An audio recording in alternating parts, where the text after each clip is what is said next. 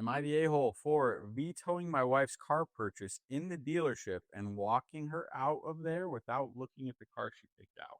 That's so sad. So my 29M wife, 27F, is a stay-at-home mom by her choice until the kids are old enough to go to school. Her older Honda SUV recently bit the dust when it needed some major repairs that totaled more than the value of her car. This was right at the beginning of the work week for me, so I unfortunately didn't have the time to sit with her and look at cars immediately. I told her she can do some research first and she can hold off until my days off and we could do some research together. I gave her a max budget of 20,000, but it was flexible if she found something she really liked. In the meantime, I lent her my car, which is a Mustang Mach-E, sick, an electric Mustang, and took public transit slash Uber to work during the week. Okay, salute to you, bro. Yeah.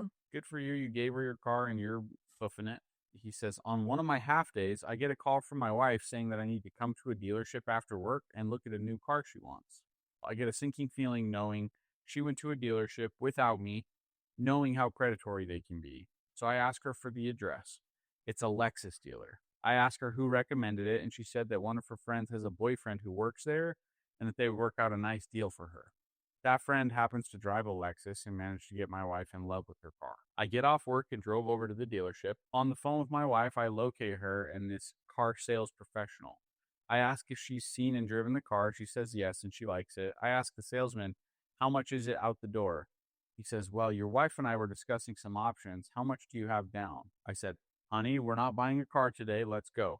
She asks why. I say, because he can't give us a straight answer about how much the car costs. Yeah. He says, hold on, prints out the sheet. The used 2020 Lexus GX 460 she was looking at was an eye-watering $56,000 after taxes, fees, and add-ons.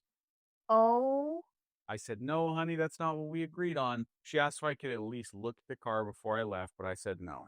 The salesman tried to butter me up and sell me on the car and say they could work on the price, but I just took the keys from my wife and left. Eventually, I was able to sit her down and show her some much more affordable options that wouldn't require us financing the car and going back into debt. She ended up purchasing a nice used Honda Pilot Touring she ended up liking. That car, all told purchase price and then some overdue maintenance items, came out to about $21,000.